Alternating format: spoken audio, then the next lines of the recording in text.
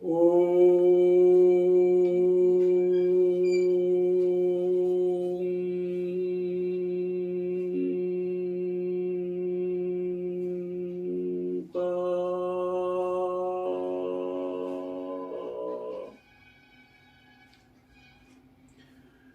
सर्वधर्मा सर्वधर्मा सर्वधर्मा ਸਮੁੱਤਿਆਂ ਸਿਰ ਸੱਤ ਨਿਵਾਸ ਜਗਤ ਪ੍ਰੰਡੇ। ਦਾਸ ਦਾ ਸਿਰ ਪੂਰੀ ਕਾਇਨਾਤ ਅੱਗੇ ਝੁਕਦਾ ਹੈ, ਕਿਉਂਕਿ ਮੇਰਾ ਪ੍ਰੀਤਮ ਕਣ ਕਣ ਵਿੱਚ ਵਿਰਾਜਮਾਨ ਹੈ। ਵਿਸ਼ਾ ਹੈ ਕਿ ਸਰਵ ਧਰਮਾਂ ਕੀ ਹੈ। What is the United Religion? कि सर्व धर्मा कोई धर्म है? Is United Religion any kind of religion? सर्व धर्मां दा मकसद की है? What is the motive of United Religion?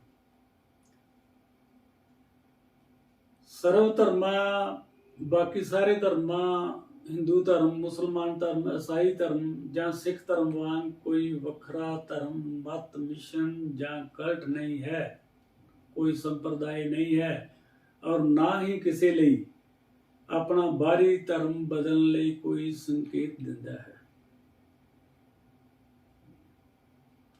ਨਾ ਹੀ ਆਪਣਾ ਬਾਹਰੀ ਧਰਮ ਬਦਲਣ ਲਈ ਸੰਕੇਤ ਦਿੰਦਾ ਹੈ, ਕਿਉਂਕਿ ਅਕਸਰ ਧਰਮਾਂ ਦਾ ਬਦਲਾਵ ਧਰਮਾਂ ਵਾਲੇ ਕਰਵਾਉਂਦੇ ਰਹਿੰਦੇ ਨੇ। ਧੱਕੇ ਨਾਲ ਵੀ ਕਰਾਉਂਦੇ ਨੇ ਤੇ ਪਿਆਰ ਨਾਲ ਵੀ ਕਰਾਉਂਦੇ ਹਨ। ਮਤਲਬ ਇਹ ਸਰਵ ਧਰਮਾਂ ਬਾਹਰੀ ਧਰਮਾਂ, ਮਤਾਂ, ਮਿਸ਼ਨਾਂ, ਕਲਟਾਂ ਔਰ ਸੰਪਰਦਾਇਆਂ ਵਿਚਲੀ ਇਨਸਾਨਾਂ ਵਿਚਲੀ ਇਨਸਾਨੀਅਤ ਭਾਵ ਹਿਊਮੈਨਿਟੀ ਨੂੰ ਜਾਣਨਾ ਹੈ ਔਰ ਇਸ ਇਨਸਾਨੀਅਤ ਨੂੰ ਜਗਾਉਣਾ ਹੈ।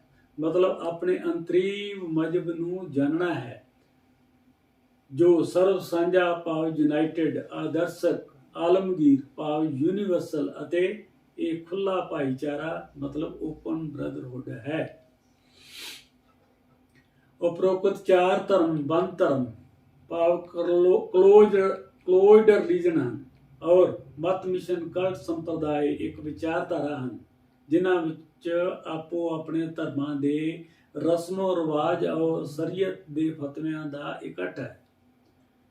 ਔਰ ਇਹਨਾਂ ਬੰਦ ਧਰਮਾਂ ਵਿੱਚ ਕਲੋਜ਼ਡ ਰਿਲੀਜਨ ਵਿਚਲੀ ਸ਼ਰੀਅਤ ਦਾ ਫਲ ਮੌਤ ਤੋਂ ਬਾਅਦ ਵਿੱਚ ਮਿਲਣ ਦਾ ਵਰਣਨ ਕੀਤਾ ਗਿਆ ਹੈ, ਜੋ ਕੇਵਲ ਔਰ ਕੇਵਲ ਜਵਾਨੀ ਜਮਾ ਖਰਚਾ ਹੈ, ਜਿਸ ਕਰਕੇ ਅਸੀਂ ਇਸ ਨੂੰ ਆਧਾਰ ਪ੍ਰਥਾ ਹੀ ਕਹਿ ਸਕਦੇ ਹਾਂ। ਲੇਕਿਨ ਸਰਵ ਧਰਮਾਂ ਸਮਾਜ ਵਿੱਚ ਕੇਵਲ ਨਕਦ ਦੀ ਪ੍ਰਥਾ ਹੈ। ਮਤਲਬ ਇੱਕ ਹੱਥ ਲਓ ਔਰ ਦੂਸਰੇ ਹੱਥ ਦੋ ਵਾਲੀ ਨੀਤੀ ਦਾ ਵਿਖਿਆਨ ਕੀਤਾ ਗਿਆ ਹੈ, ਜੋ ਅੱਜ ਦੇ ਯੁੱਗ ਵਿੱਚ ਇੱਕ ਚੇਤਨ ਇਨਸਾਨ ਲਈ ਬਹੁਤ ਜ਼ਰੂਰੀ ਹੈ, ਕਿਉਂਕਿ ਅੱਜ ਕੱਲ੍ਹ ਪੂਰੇ ਸੰਸਾਰ ਵਿੱਚ ਗਲੋਬਲਾਈਜੇਸ਼ਨ ਹੋ ਗਈ ਹੈ ਔਰ ਇਨਸਾਨ ਆਪਣੇ ਭੌਤਿਕਵਾਦੀ ਸਵਾਰਥਾਂ ਲਈ ਇੱਕ ਦੇਸ਼ ਤੋਂ ਦੂਸਰੇ ਦੇਸ਼ ਵਿੱਚ ਵਿਚਰਦਾ ਹੈ। ਪਰ ਇਹ ਬਾਹਰੀ ਬੰਦ ਧਰਮ ਕਲੋਜ਼ਡ ਰਿਲੀਜਨ ਇੱਕ ਦੂਸਰੇ ਲਈ ਕਈ ਰੁਕਾਵਟਾਂ, ਨਕਸਲਵਾਦ ਔਰ ਦੰਗਾ ਫਸਾਦਾਂ ਦਾ ਕਾਰਨ ਬਣਦੇ ਹਨ। ਇਹਨਾਂ ਤੋਂ ਬਚਣ ਲਈ ਔਰ ਆਪਣੀ ਰੂਹਾਨੀ ਤਰੱਕੀ ਕਰਨ ਲਈ ਇਹ ਆਪਸੀ ਭਾਈਚਾਰਾ ਹੋਣਾ ਬਹੁਤ ਜ਼ਰੂਰੀ ਹੈ ਔਰ ਇਹ ਗੱਲ ਵੀ ਯਾਦ ਰੱਖਣਾ ਬਹੁਤ ਜ਼ਰੂਰੀ ਹੈ ਕਿ ਅਸੀਂ ਸਭ ਇੱਕ ਬਾਪ ਦੇ ਬੇਟੇ ਹਾਂ, ਭਾਵ ਇੱਕ ਪਿਤਾ ਦੇ ਪੁੱਤਰ ਹਾਂ। Fatherhood of God and brotherhood of man ਦਾ ਹੋਣਾ ਬਹੁਤ ਜ਼ਰੂਰੀ ਹੈ। ਇਸ ਸਰਵ ਧਰਮਾਂ ਸਮਾਜ ਦਾ ਮਕਸਦ ਯਾਨੀ ਮੋਟਿਵ ਜੀਵਾਂ ਨੂੰ ਆਪਸੀ ਮਿਲ ਵਰਤਨ, ਪਿਆਰ ਔਰ ਸਹੀ ਕਰਮ ਯਾਨੀ ਗੁੱਡ ਐਕਟ ਕਰਨਾ ਹੈ ਔਰ ਆਪਣੇ ਅਸਲ ਅੰਤਰੀਵ ਰੂਹਾਨੀ ਮਜ਼ਹਬ ਇੰਟਰਨਲ ਸਪਿਰਿਚੁਅਲ ਰਿਲੀਜਨ ਨੂੰ ਯਾਦ ਕਰਨਾ ਹੈ ਔਰ ਆਪਣੇ ਧਰਮ ਵਿਚਲੀ ਸ਼ਰੀਅਤ ਦੇ ਕਾਨੂੰਨਾਂ ਨੂੰ ਇੱਕ ਤਰਫ ਕਰਕੇ ਆਪਣੇ ਆਪ ਨੂੰ ਇੱਕ ਸਰੀਰ ਨਾ ਸਮਝ ਕੇ ਕੇਵਲ ਆਤਮਾ ਦੇ ਰਹਿਣ ਲਈ ਇੱਕ ਘਰ ਸਮਝ ਕੇ ਇਸ ਆਤਮਾ ਜਣੀ ਸੋਲ ਦਾ ਭਲਾ ਕਰਨਾ ਹੈ ਔਰ ਲਿਬਰੇਸ਼ਨ ਜਣੀ ਮੁਕਤੀ ਨੂੰ ਪ੍ਰਾਪਤ ਕਰਨਾ ਹੈ। ਸਾਨੂੰ ਜੀਵਾਂ ਨੂੰ ਸਾਰੇ ਬਾਹਰੀ ਧਰਮ ਗ੍ਰੰਥ ਵੇਦ ਸ਼ਾਸਤਰ ਪ੍ਰਾਣ ਆਦਿ ਪੁਕਾਰ ਕੇ ਕਹਿ ਰਹੇ ਹਨ ਕਿ ਇਸ ਈਸ਼ਵਰ ਅੱਲਾਹ ਗॉड ਵਾਹਿਗੁਰੂ ਨਾਲ ਮਿਲਾਪ ਕਰ ਲਓ और अपने अंदरली इंसानियत जगा के आपसी भ्रातरी भाव और कुल मालक साईं दे एक होण दा संदेशा दे रहे हैं। सर्व धर्मां सेवा समाज बारी सारे धर्मां दे जीवां दा प्यार अते सत्कार करदा है और दसदा है कि इन्हां बारी मजहबां धर्मां दे बादशाह मास्टिक्स यानी पूर्ण संतां दा आपो विच अंतरीव रूहानी आत्मिक रिश्ता हुंदा है और सब कुल मालक साईं यानी रब दे एक होण दा उपदेश दिंदे हन। ये सब माइस्टिक्स यानी संत आपसी वैर विरोध लड़ाइयां झगड़ियां और दुई द्वैस तो ऊपर उठ गए हुंदे हन। सो गुरमुखो प्यारिओ सर्व धर्मा समाज वाली अंतरीव युक्ति की कुंजी आप दे हथ लग सकती है और वैसे भी परमार्थ दे सच्चे खोजियां लई जिन्हां नूं परमार्थ दी तलीम हासिल करनी है पहला हो गए ऋषियां मुनियां संतां फकीरां दी सिक्ख्या पर चलना चाहिए है। इस करके संतां दा अटल बचन हुंदा है कि हुण ही करो नाउ और नैवर दी गल वल ध्यान दिता जावे कि जो हुण नहीं करदे वो कदे नहीं करदे। सो सानू जीवां नूं आत्म ज्ञान होना बहुत जरूरी है जो सानू परमार्थ दे रसीए पूर्ण संत महापुरखां कोलों ही प्राप्त हो सकता है जो खुद परमार्थ दे सुगम और अति कठिन मार्ग विचों गुजरिया होवे। कठो उपनिषद दे कट 14 विच आया है उत्ते स्पष्ट जागृत प्रायस वगन बोधता सुरसै धारा निस्ता दुरत जिया मुर गामे थ्रोहतर कवायोवदित कट 14।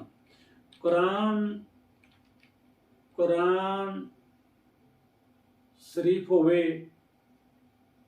आदि ग्रंथ साहिब श्री गुरु ग्रंथ साहब होवे मतलब कोई भी ग्रंथ होए बाइबल होवे या भागवत होए ये सानू सब परमपिता परमात्मा नाल मिलान लई संदेशा दे रहे हैं।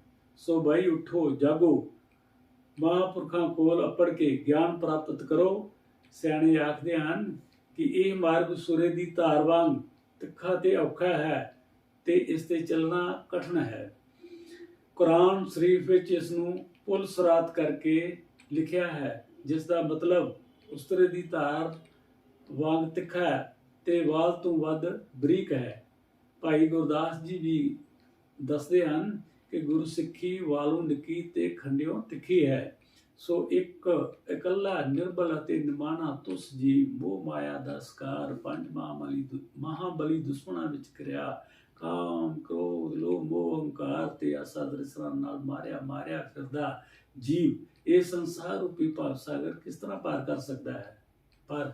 पर संत महापुरख इस नूं सदा सुखाला आसान बनाउण लई कोशिश करते रहंदे हन। भगत करे मर जीवड़े गुरमुख भगत सदा होए उन्हां को तुर भगत खजाना बख्शिया मेट ना सके कोई।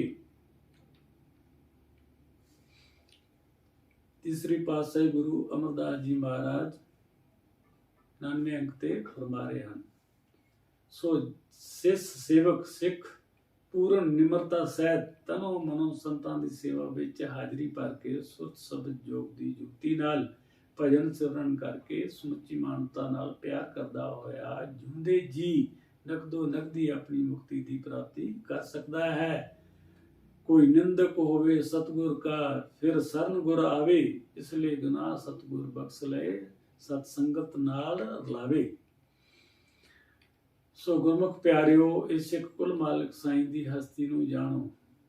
खुदा नूं कोई नहीं देख रहा लेकिन इसकी खुदाईयत नूं महसूस जरूर कर रहा है कि इस पूरी सृष्टि नूं खुदा ही चला रहा है और खुदा वही है जो खुद आ जाए।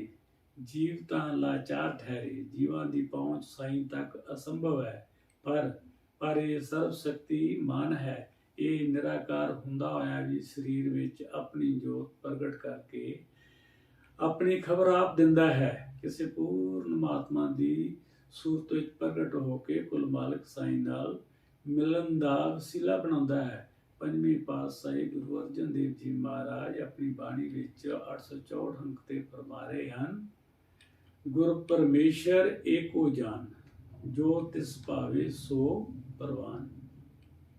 ਸਰਬ ਧਰਮਾਂ ਸਰਬ ਧਰਮਾਂ ਸਰਬ ਧਰਮਾਂ।